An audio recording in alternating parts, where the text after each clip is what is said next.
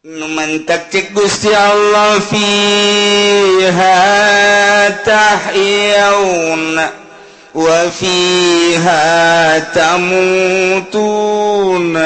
wa minha tukhrajun.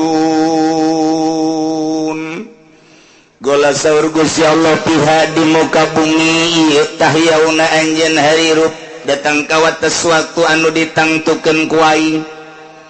Di mana aya hirup aya kahirupan diatur ku Gusti Allah geus dicaritakeun tulisanana di Lauhil Mahfuz. Ieu keur carita fiha tahyaun. Di jero bumi maneh hirup.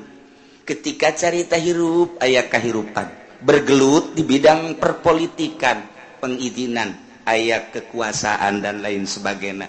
Diantep ngantepna ieu lah awas di jero kahirupan.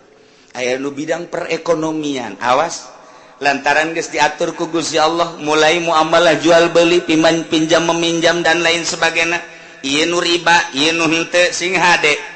Geus diatur ku agama sing hade, deposito eta riba, urang nenden di bank kemudian aya bungana eta riba, urang kredit ala nu kuari eta adalah riba, geus dibejakeun ente deuk terus bae.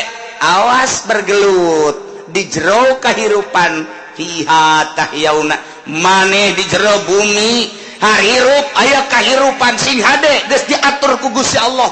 Berbagai kahirupan nu tani sing hade tanina, anu bisnis sing hade bisnisna, nu di politik sing hade politikna, anu dina budaya sing hade perbudayaanana geus diancam ku Gusti Allah. Hirup sia hade aya aturan aing.